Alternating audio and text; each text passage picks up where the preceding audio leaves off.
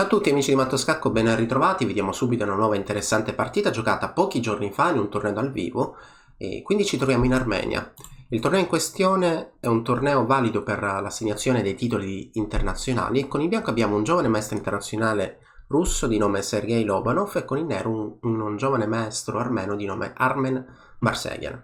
La partita è iniziata così, quindi siamo nel pieno della difesa siciliana e dopo alfiere B5 possiamo anche aggiungere che siamo nel pieno della difesa siciliana variante Rossolimo, una variante in cui il bianco è ben disposto nel cedere rapidamente il proprio alfiere di case bianche per cercare di rovinare la struttura pedonale avversaria. Questo è un tipo di approccio molto strategico, quindi si cerca di giocare un po' sulla struttura pedonale, sulla creazione di case deboli, piuttosto che cercare di creare un attacco irruento e rapido. E la partita continua con G6 a rocco corto e dopo alfiere G7 il bianco decide che in questo momento è il momento di cambiare il proprio alfiere. Quindi alfiere per cavallo e il nero cattura. Solitamente in questo tipo di posizioni una mossa che viene spesso giocata è la cattura col pedone D. Per quale motivo? Il nero rafforza attivando anche la propria regina e il controllo della casa di 4 e chiaramente l'altra idea è cercare di sviluppare rapidamente l'alfiere di case bianche. In partita è stata giocata la cattura col pedone B e adesso vediamo un po' come è continuata, perché torre 1, regina C7 sembra una mossa un po' strana, potrebbe essere una mossa interessante qualora il bianco non abbia cambiato il cavallo in C6, perché in quel caso quando il bianco cambia il proprio alfiere sul cavallo in C6 il nero avrebbe a disposizione la cattura di regina. Quindi in questo momento direi che regina C7 è una mossa che potrebbe sorprendere o nascondere delle idee che poi vediamo quali possono essere state. Il bianco continua col suo percorso, la sua strada, quindi giocare C3 per la conquista rapida del centro. Chiaramente H3 diventa una mossa necessaria per evitare la fastidiosa inchiodatura sul cavallo e dopo cavallo F6 D4. Diciamo che il bianco, rispettato il suo compito dell'apertura, è rapidamente riuscito a conquistare il centro della scacchiera. Infatti è l'unico ad aver portato due pedoni in due case centrali e lo sviluppo è abbastanza armonico. Certo, dispiace il fatto di non avere l'alfiere di case bianche, perché chiaramente degli attacchi tipici quando siamo ancora in possesso dell'alfiere di case bianche potrebbe essere anche la possibile spinta del pedone in E, in modo che poi l'eventuale alfiere che abbiamo e avremo in C4 sostenga anche la possibile avanzata dai 5 ai 6. Quindi qui vediamo un po' quali potrebbero essere i piani. La partita prosegue con alfiere B7 che a prima vista sembra una mossa un po' strana perché chiude l'alfiere. Diciamo che io quando devo decidere dove sviluppare l'alfiere cerco sempre di svilupparlo su diagonali ancora più lunghe. Quindi un'altra diagonale possibile potrebbe essere la diagonale A6 F1 in modo da controllare eventualmente, non so, una casa di 3 che in questo momento è rimasta debole e poi più avanti cercare di manovrare con i propri pezzi. Ad esempio un'altra variante possibile potrebbe essere che l'alfiere si sposti in A6. Poi bisognerà vedere se è il caso di giocare prima una mossa come A5 oppure no. Comunque l'alfiere in A6 potrebbe avere l'idea che quando il bianco spingerà magari con E5 per prendere spazio, questo cavallo potrebbe saltare a volte magari in D7 e se riuscirà, chissà in futuro, cercare di puntare all'ingresso in D3. Questo è un piano. Alfiere B7 è una mossa che personalmente mi ha sorpreso perché l'alfiere si posiziona su una diagonale chiusa e difficilmente il nero è in grado di aprire la diagonale. In partita è continuato con alfiere F4, C5 ovviamente un tentativo di apertura della diagonale, ma il bianco chiude, quindi il bianco diciamo neutralizza facilmente lo sviluppo dell'alfiere di case bianche del nero. La partita prosegue con torre D8 e qui per il bianco mi vengono in mente due piani. Un piano che poi è stato quello realizzato in partita, che è abbastanza semplice, ossia coordinare alfiere e regina sulla stessa diagonale per sfianchettare l'alfiere avversario, e questo è un piano che dovrebbe sempre venire in mente nel momento in cui il nostro avversario ha giocato un fianchetto. L'altro piano, data la coordinazione di torre, alfiere e cavallo su questa casa 5, potrebbe essere l'avanzata del pedone. Per quale motivo? L'idea è cercare di spingere il prima possibile questo pedone in avanti per aprire degli spazi, delle traiettorie nuove ai nostri pezzi. In partita in bianco, quindi Sergei Lobanov ha continuato con regina D2, la torre nera si è spostata e questa è una reazione tipica perché in caso di alfiere H6 il nero sostiene che l'alfiere di case nere sia il pezzo più forte e allora si sposta con alfiere H8. A questo punto il bianco non è più in grado di cambiare quell'alfiere. Dopo una mossa qualunque alfiere H6, il bianco si assicura il cambio dell'alfiere, quindi questa posizione sarebbe senz'altro più facile per il bianco. Quindi, tornando alla partita, torre F8, torre A di 1, mossa abbastanza logica, cerchiamo di migliorare la posizione della torre. È vero che questa colonna è ancora chiusa, però si capisce, si intuisce l'idea del bianco di spingere in E5, quindi servirà più avanti un difensore del pedone D. La partita prosegue, regina B6, alfiere H6 molto lineare, e qui probabilmente è il momento della partita un po' più importante, perché il nero cambia il suo piano, perché il piano del nero era quello di mantenere il proprio alfiere, ma qui gioca E6, quindi c'è stato un cambio di piano. E quello che io consiglio, che anche se a volte raggiungiamo posizioni un po' più spiacevoli, forse qualcosa non ci piace, cerchiamo sempre di essere coerenti con le mosse svolte prima e cerchiamo di giustificare sempre quello che facciamo prima, altrimenti c'è un momento in cui il cambio di strategia potrebbe avvantaggiare il nostro avversario. E la partita prosegue, quindi pedone per E5, e attenzione perché questo è probabilmente il momento in cui il bianco ottiene vantaggio. E in caso di pedone F per E6, ho detto prima E5 però no, era E6, il bianco semplicemente potrebbe continuare così, magari cambio degli alfieri, il re cattura, dopodiché gioca E5.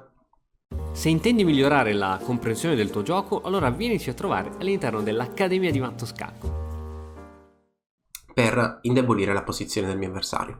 E qualcuno dirà, beh, lui prende di pedone, ha guadagnato un pedone e ti attacca la regina.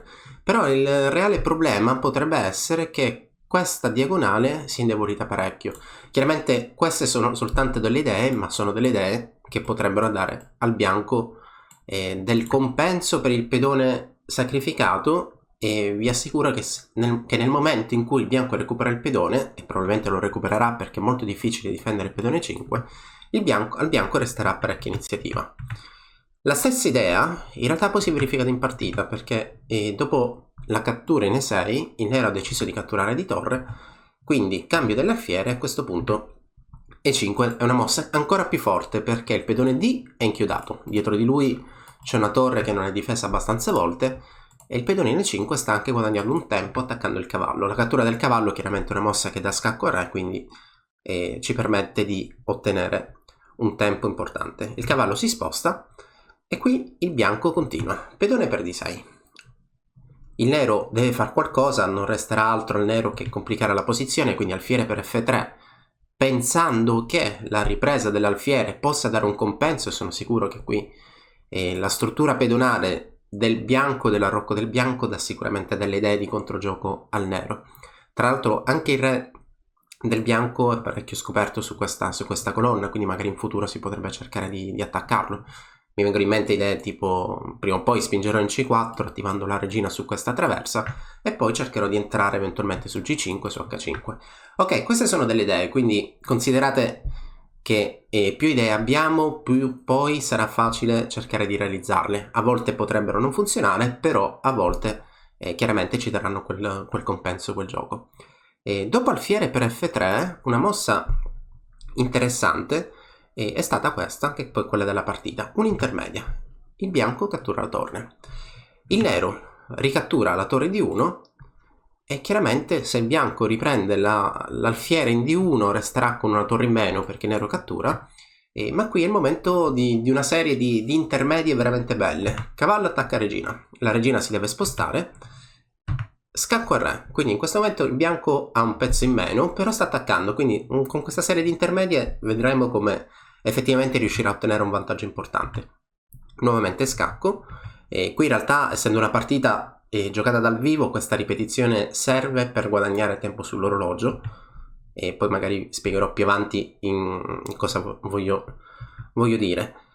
Il bianco rifiuta il cambio dell'alfiere, cioè questo alfiere adesso è rimasto è in più, però con una torre sulla settima traversa qui le minacce sono tante perché occhio che questo re comunque non ha poi tanto spazio dove fuggire. La minaccia del bianco quale potrebbe essere? Il nero vuole difendere il pedone F7, lo spinge, però il bianco entra e qui probabilmente è una questione di calcolo, nel senso che siamo abbastanza certi che ci sarà uno scacco matto. Ad esempio qui non so, l'attacco con la regina, non resta altro che difenderlo con l'alfiere, però il mio avversario è realmente a corto di spazio, di idee. Qua si potrebbe pensare di intrappolarlo magari così: regina a scacco, lui dovrà difendere, interviene la torre, ok, il re si trova su un lato, sul bordo della scacchiera, non è più possibile difenderlo, scacco matto, il bianco è riuscito a concretizzare il suo vantaggio.